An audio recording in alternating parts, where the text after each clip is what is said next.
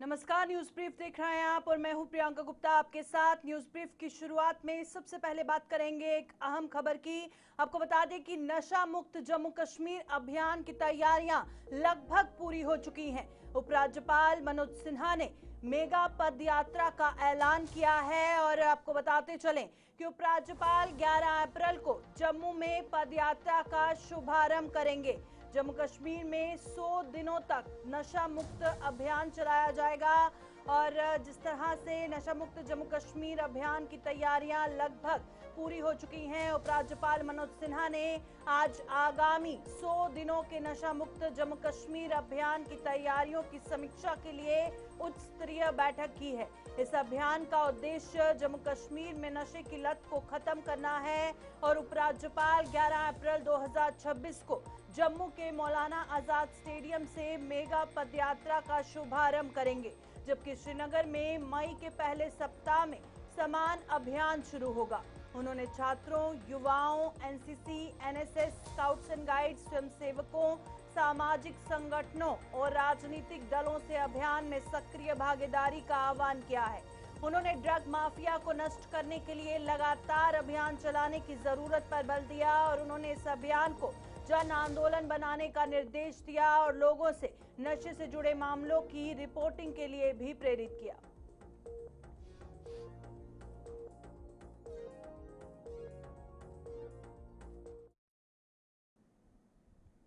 मुख्यमंत्री उमर अब्दुल्ला ने America, Israel और ईरान के बीच सीजफायर का स्वागत किया है और कहा कि असली फोकस इलाके में शांति बनाने पर होना चाहिए, न कि इस बात पर कि इसका क्रेडिट किस देश को जाता है।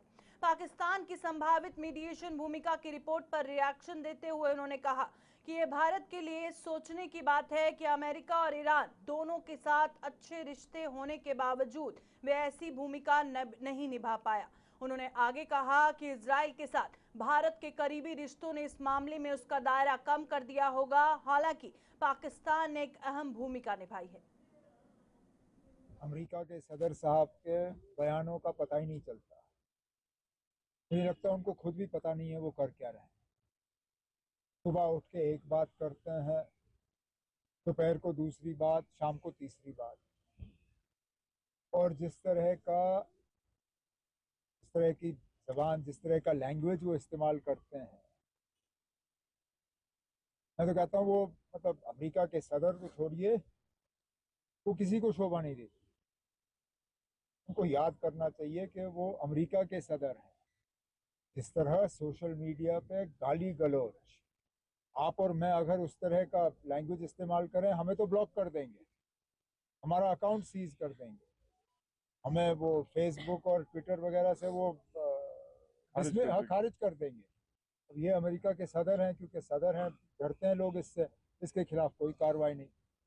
और ये बार बार धमकी देना क्या? जंग ईरान ने शुरू नहीं की, जंग ईरान के ऊपर ठोसा गया। पहले तो हमें ये बताए ना इस जंग के पीछे मकसद क्या था, क्योंकि अब सीज फायर के बाद अमेरिका ने कहा हमारी बहुत बड़ी कामयाबी हुई, हॉर्मुज स्ट्रेट खुला।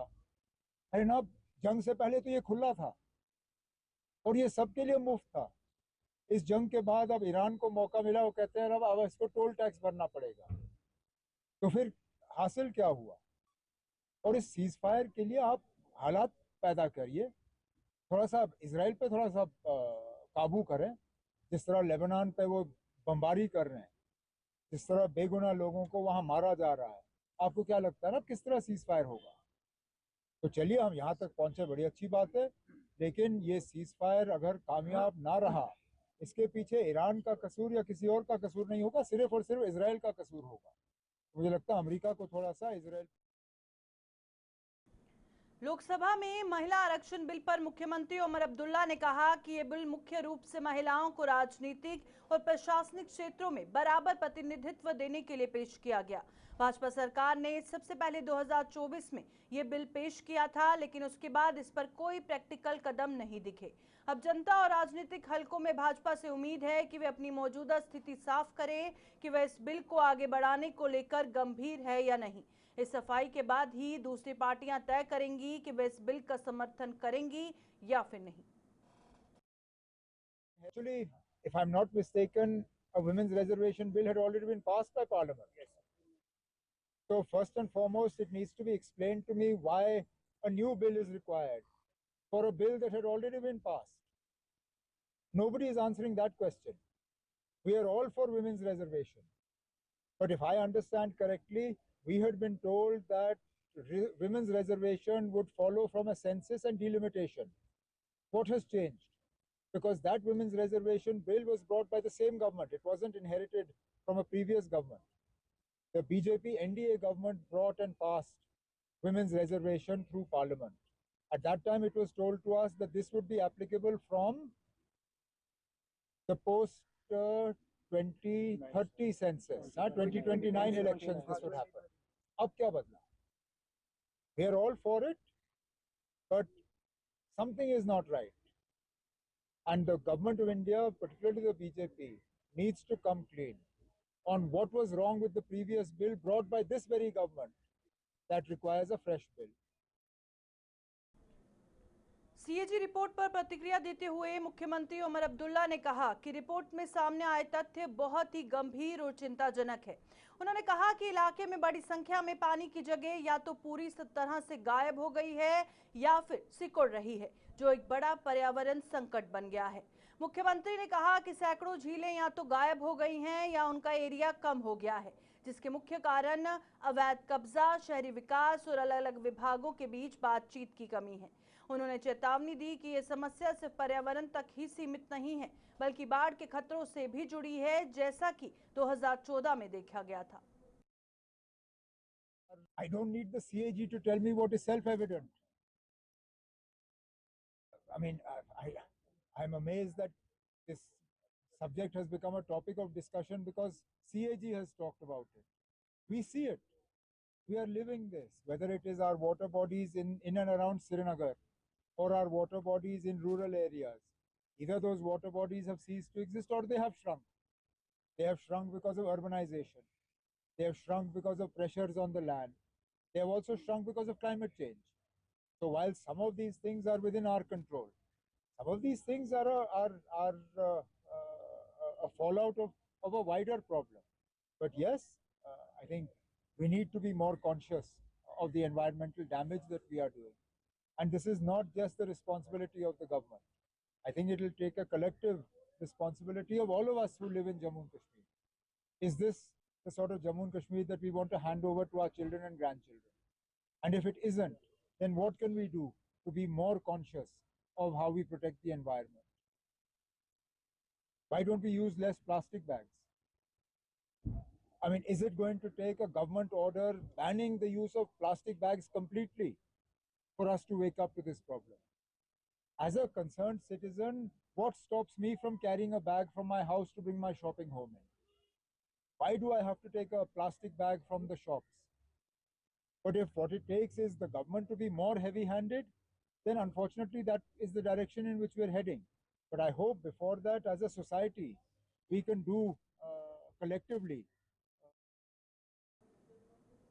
नीति आयोग के कश्मीर के बागवानी सेक्टर में 1500 करोड़ रुपए के नुकसान के खुलासे पर प्रतिक्रिया देते हुए मुख्यमंत्री उमर अब्दुल्ला ने कहा कि सरकार द्वारा घोषित फसल बीमा योजना बहुत जल्द लागू की जाएगी ताकि प्रभावित लोगों को इसका लाभ मिल सके।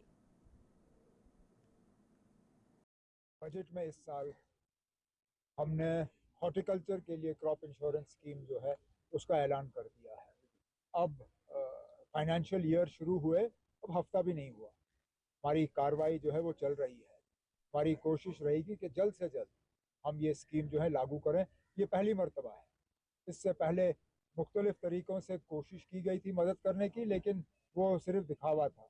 कोई मार्केट इंटरवेंशन स्कीम, कोई ये कोई वो एक आदमी को फ़ायदा पहुंचाने के लिए था, आम ग्रोअर को नहीं। आम ग्रोअर को फ़ायदा मिले, आम ग्रोअर जो है वो थोड़ा सेफ्टी महसूस करे, उसके लिए जो क्रॉप इंश्योरेंस की स्कीम हमने लाई है वो जल्द से जल्द हम इम्प्लीमेंट करेंगे ताकि इस तरह का नुकसान जो मौसम की वजह से इनको बर्दाश्त करना पड़ता है उसमें उनको थोड़ी सी राहत। रामबन में सीआरपीएफ की 84 बटालियन के टेक्टिकल हेडक्वार्टर में पिकल बॉल कोर्ट का निर्माण किया गया, जिसका उद्घाटन आज बटालियन के कमांडेंट एन रणबीर सिंह ने किया। ये कदम सुरक्षा बलों के बीच स्वस्थ और सक्रिय जीवन शैली को बढ़ावा देने के की दिशा में एक सकारात्मक प्रयास है। पिकल बॉल जैसे आधुनिक खेल को शामिल कर इस इकाई ने खेल भावना, टीम वर्क और शारीरिक फिटनेस को बढ़ा दिया है। ऐसी सुविधाएं न केवल शारीरिक तत्परता को बनाए रखने में मदद करती हैं, बल्कि तनाव कम करने और कर्मचारियों के बीच सौहार्द को मजबूत करने का एक रचनात्मक तरीका भी है।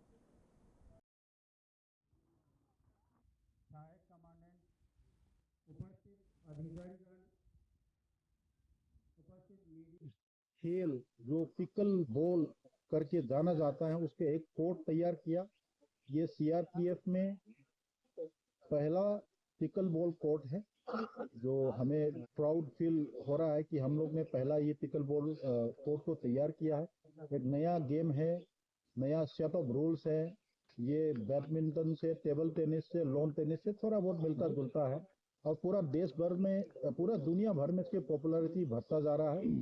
तो हमारा कार्मिकों ने इसके नियम को देखा और गेम को सीखा और इस कोर्ट को आज हम लोगों ने पूरा टीम 84 बटालियन मिलकर के तैयार किए हैं।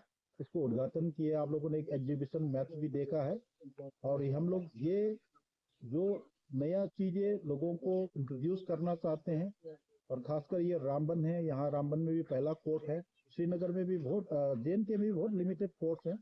तो यहाँ पे सिर्फ हमारा कार्मिक के खेलने का साथ साथ में हम आगे आने वाला टाइम में प्रयास करेंगे, स्कूल कॉलेजों के साथ में, बच्चों के साथ में एक्सचेंज प्रोग्राम ऑर्गेनाइज करके इनको भी ये गेम इंट्रोड्यूस करेंगे। जो सुविधाएं हैं यहाँ का, जो आम सिटीजनरी है, इनको भी हम एक्सटेंड करेंगे। जिला पुंछ की तहसील मंडी की पंचायत चाकरी बांध के दूरदराज इलाके रतनकाथन में पिछले 3 सालों से लगातार लैंडस्लाइड हो रही है, जिसकी वजह से कोई रिहायशी मकानों को नुकसान पहुंचा है और स्थानीय आबादी को खतरों का सामना करना पड़ रहा है। स्थानीय लोगों के अनुसार लैंडस्लाइड की वजह से अब तक कम से कम 3 मकान पूरी तरह से तबाह हो चुके हैं। प्रभावित परिवार अभी भी बेबस है और सरकारी मदद का इंतजार करते हुए पड़ोसियों के घरों में शरण लेने को मजबूर है। स्थानीय लोगों का कहना है कि इस गंभीर समस्या के बारे में जिला प्रशासन को कई बार बताया गया, लेकिन अभी तक पीड़ितों को सुरक्षित जगहों पर शिफ्ट करने के लिए कोई ठोस कदम नहीं उठाया गया है और न ही उन्हें बुनियादी सुविधाएं दी गई हैं। उन्होंने आगे कहा कि लैंडस्लाइड का सिलसिला अभी भी जारी है, जिसकी वजह से एक प्राइमरी स्कूल समेत 5 से 6 और घर प्रभावित हुए हैं। तकरीबन 3-4 साल से बरसात के मौसम में इस पूरे इलाके में स्लाइडिंग होती है, जिसकी वजह से 4 मकानात बिल्कुल ख़त्म हो चुके हैं और उनके जो माल मवेशी और जो सामान वगैरह था वो सब जो है कुछ तो ख़त्म हो गया और कुछ बमुश्किल लोगों ने बर वक्त आकर निकाला है।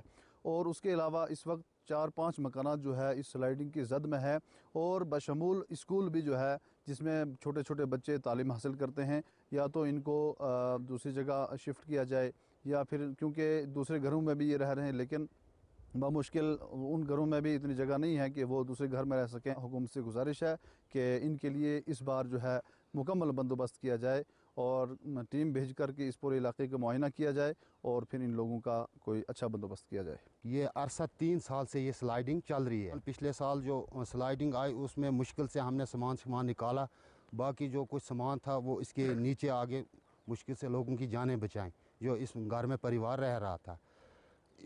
इस साल भी ये स्लाइड चल रही है, तो इसमें स्कूल भी है इस वक्त, बाकी 5 मकान हैं नीचे, तो वो लोग दिन को आते हैं मगर रात को दूसरे घरों में जाते हैं। इससे नीचे अगर देखोगे 4 से 5 मकान हैं जो कि इसके जद में हैं।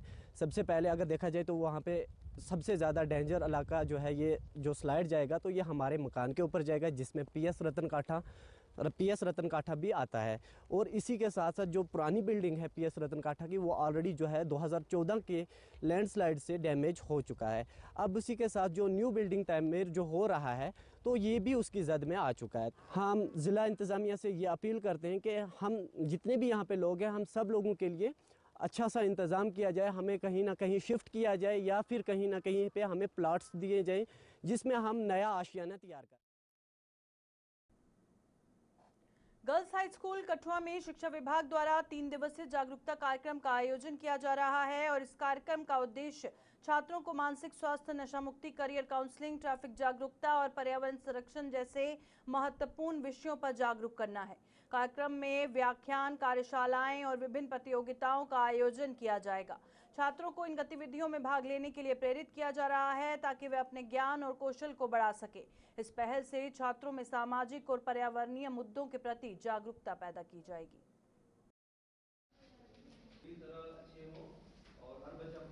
एक अपॉर्चुनिटी मिल रही है अवेयरनेस क्रिएट करने की। और आज के अवेयरनेस प्रोग्राम में क्या बताया गया आपको? हम इस प्रोग्राम में ऑप्शंस मिले हैं हमें। एसे राइटिंग का है, पेंटिंग का है, क्विज कॉम्पिटिशन्स है। मेरा एसे राइटिंग था तो मेरा टॉपिक था इन्वायरमेंट प्रोटेक्शन पे। आई रोट एवरीथिंग जो कि हमें अवेयर कर सके कि इन्वायरमेंट हमारे सराउंडिंग में क्या क्या चल रहा है, ताकि लोगों को पता चले कि इन्वायरमेंट हमारे लिए और फ्यूचर जनरेशन के लिए बहुत इम्पॉर्टेंट है और इसे सेव करना भी बहुत इम्पॉर्टेंट है। और हमें क्या स्टेप्स करने चाहिए इसकी प्रोटेक्शन के लिए, गवर्नमेंट को क्या स्टेप्स लेने चाहिए। गवर्नमेंट ऑलरेडी बहुत कुछ कर रही है, बट गवर्नमेंट के साथ साथ लोगों को भी अपने कंट्रीब्यूशन देना चाहिए ताकि हम ये जो हमारा इन्वायरमेंट है वो हमारे लिए और फ्यूचर जनरेशन के लिए हम सेव कर सकें। आप लोग कल भी प्रेजेंट थे। कल से हमारा 3 डेज़ अवेयरनेस प्रोग्राम चल रहा है जिसकी इनाग्रेशन ऑनरेबल सीएम साहब ने की थी। और हमारे डिस्ट्रिक्ट कठुआ में हमारे वर्दी डिप्टी कमिश्नर जो थे वो चीफ गेस्ट थे इसमें, और उन्होंने भी पूरा प्रोग्राम भी देखा और उसमें हिस्सा भी लिया, बच्चों को गाइड भी किया। आपके सामने कल उन्होंने बताया भी था कि ये जो प्रोग्राम है ये बच्चों की बेहतरी के लिए, ये समाज की बेहतरी के लिए है, जिसमें 5 थीम पे हम लोग काम करेंगे इन 3 दिनों में। पहला दिन कल जो था वो रिसोर्स पर्सन जो थे नेशनल लेवल के वो बच्चों को गाइड कर रहे थे, और आज उसका सेकंड डे है। इसमें हमने रखे हैं बच्चों के पेंटिंग कंपटीशन, ऐसे राइटिंग कंपटीशन, क्विज कंपटीशंस, उन्हीं 5 थीम पे जिन पे कल अवेयरनेस की गई थी। और कल इसका लास्ट डे होगा, तीसरा दिन होगा, जहां हम बॉयज़ हाई सेकेंडरी से एक रैली के रूप में बच्चों को ले जाएंगे ताकि हम ये अवेयरनेस बाहर लोगों तक। पुंछ में शिक्षा विभाग द्वारा 3 दिन के जागरूकता अभियान का आयोजन किया जा रहा है और इस अभियान के तहत जिला स्तर पर मानसिक स्वास्थ्य, नशा मुक्ति और पर्यावरण संरक्षण जैसे महत्वपूर्ण मुद्दों पर छात्रों को जागरूक किया जा रहा है। जिले के 100 से अधिक छात्र इस अभियान में भाग ले रहे हैं और इस अवसर पर छात्रों के बीच क्विज, पेंटिंग और निबंध लेखन प्रतियोगिताएं आयोजित की जा रही हैं। इन गतिविधियों के माध्यम से छात्रों को समाज में सकारात्मक बदलाव लाने के लिए प्रेरित किया जा रहा है और अभियान का उद्देश्य छात्रों में जागरूकता फैलाना और उन्हें सामाजिक जिम्मेदारियों के प्रति सजग बनाना है। जम्मू की तरफ से 3 दिन का कार्यक्रम रखा गया सर, जिसमें कि बच्चों में समाज सुधार लाना, बच्चों की मेंटल हेल्थ को विकसित करना, ट्रैफिक के रूल्स को बताना, अवेयरनेस करना उनके अंदर, और बच्चों के अंदर जो भी हमारी प्रतिभा छुपी हुई है उनको बाहर लाने का कार्यक्रम कराया गया, जिसमें 2 दिन का कार्यक्रम तो सर हो चुका है। 1 दिन का कार्यक्रम है जो रैली की शेप में कल मुनक्कद किया जाएगा और इसमें बढ़ चढ़कर बच्चों ने हिस्सा लिया है और जो हमारी यहाँ टीम काम कर रही थी उसने बढ़ चढ़कर इसमें हिस्सा लिया और इस कार्यक्रम को सफल बनाने के लिए भरपूर प्रयास किया है। मैं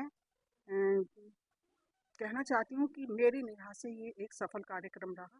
धन्यवाद। हमें इस प्रोग्राम से बहुत मज़ा आया। ये एक अवेयरनेस प्रोग्राम था जो कि कल हुआ था और आज कंपटीशन था डिफरेंट स्कूल के बीच में, और हमें इसे बहुत अच्छा लगा। हमने बहुत कुछ सीखा भी और बहुत कुछ जाना भी इसके बारे में।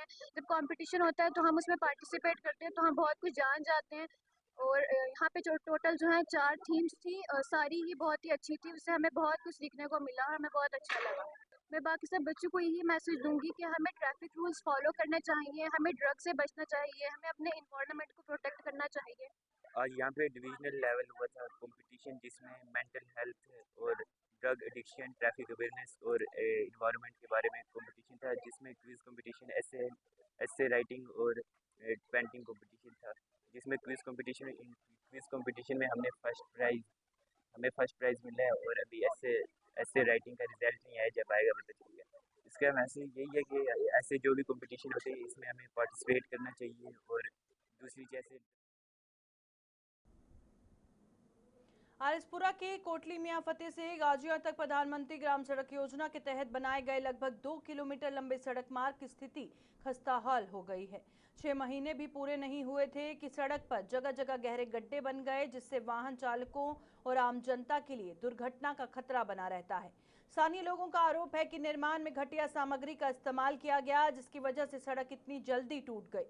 ग्रामीणों ने प्रशासन और संबंधित विभाग से अपील की है कि सड़क की पेंटिंग कर गुणवत्ता जांच कराई जाए, ताकि भविष्य में ऐसे हालात न बने और यातायात सुचारू रूप से चल सके। ओल्ड मियां फतेह दा रोड बशरा तक है, ये सारी मीरा साहब तक है, बिल्कुल टुटे दा, बिल्कुल खस्ता हालत है। अस चाहने कि इस रोड की रिपेयर की जाए, ठीक है।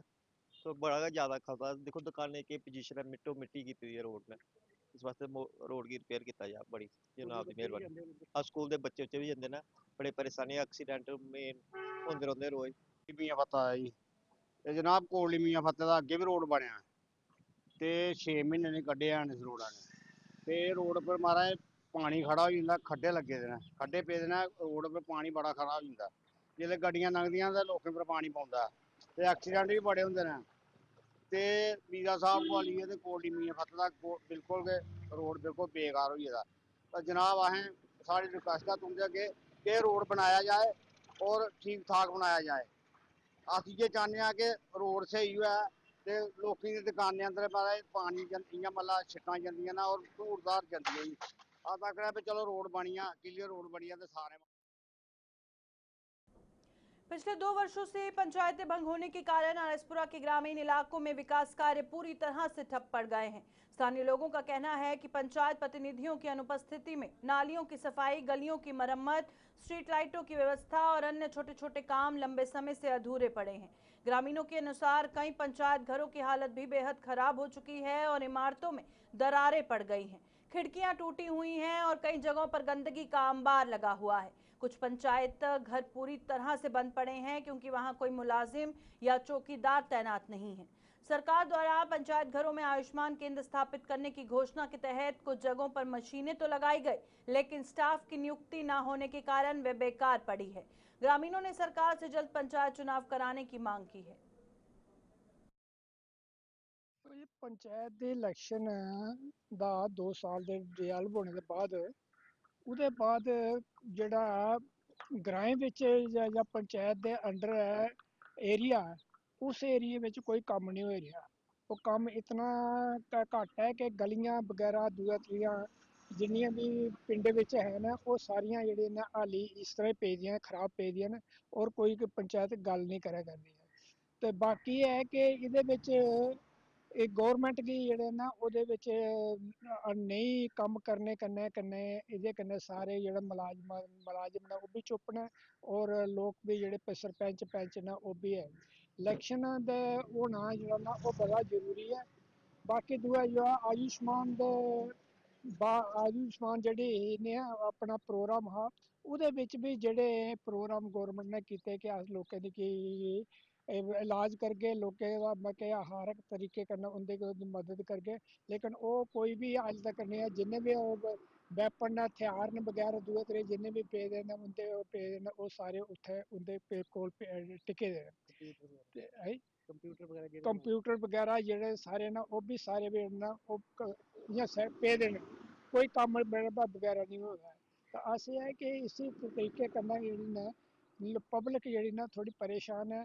यहाँ तक पंचायत के थ्रू मैं कि इत्थों तक जेह्ड़ा GRM लगाया ओह्दे बिच भी कम्म नहीं होई रेहा। ओह् बी जेह्ड़ा ना कम्म जेह्ड़ा ना नालियां बगैरा पंचायत के थ्रू ओह् बी कम्म जेह्ड़ा ना ओह् बी थ्रू नहीं होई रेहा। तो एह्दे कन्नै कि सारा जेह्ड़ा कम्म जेह्ड़ा ना एह् गौरमेंट गी इस तरफ ध्यान देना चाहिदा और इसी जल्दी जल्दी जेह्ड़ा लोकें गी इन्फॉर्म करने दा तरीका होना चाहिदा। सर अस अपने मुख्यमंत्री उमर अब्दुल्ला के अपील करना चाहते हैं कि सारी जेह्ड़ी पंचायतां डिजॉल्व होए दे लगभग 2 साल होई गे न और जितनी जल्दी होई सके हून इलैक्शन कराई जाए कि जेह्ड़ी आम जेह्ड़ी लोग न उ'नें इसलै काफ़ी तकलीफ होआ दी है कि उं'दे कम्म नहीं होआ दे क्यों MLA तक पुज्जने ताईं कोई नहीं जाई सकदा, कोई जाई सकदा। ये छोटे छोटे जेह्ड़े मसले ने ग्राएं दे, जिन्ना बिजली दा, जिन्ना रोड दा, नालियें दा, इस तरफ ध्यान कोई नहीं सरकार देआ दी। अस आखना चाहन्ने अपने उमर अब्दुल्ला साहब उंदे अग्गे निवेदन करना चाहन्ने आं कि जिन्नी जल्दी होई सके पंचायत इलैक्शन कराई जाए, और ओह्दे बाद जेह्ड़े लोकें निक्के निक्के कम्म ने, जिन्ना इन्हें आयुष्मान केंद्र बनाया ही कि उत्थे जाइयै कंप्यूटराइज सारा कीता ही, उस तरफ ध्यान कोई नहीं। अपना जेह्ड़े पंचायत घर ने बिल्कुल खंडर होई चुके न, उंदे कोई रख रखाव नहीं। इन्हें आखेआ 2 बंदे उत्थे लागे, कोई कंप्यूटर उप्पर, कोई चौकीदार उप्पर, लेकिन वो सिर्फ वादे ही कागजें बिच होए और कुछ नहीं होई सकेआ। अस मुख्यमंत्री बार बार आखना चाहते हैं कि जिन्नी जल्दी पंचायत इलैक्शन हो गए कि लोकें दे जेह्ड़े निक्के मुट्टे मसले होई गे, जेह्ड़ी कि बिजली दा मसला होई गेआ, कोई तारां टुट्टा दियां, बंदा आखी ते सकदा है कि पैंच सरपंच गी महाराज तारां टुट्टा दियां जां नालियां टुट्टी दियां, लेकिन इस तरफ कोई ध्यान नहीं है। और MLA बेचारे पर किन्ना बर्डन पौग। अस आखना चाहन्ने कि जितनी जल्दी हो सके MLA इलैक्शन हो सके, जेह्ड़ी कि लोकें गी दिक्कत आ रही है ना। न्यूज़ ब्रीफ में फिलहाल इतना ही, दीजिए इजाजत, नमस्कार।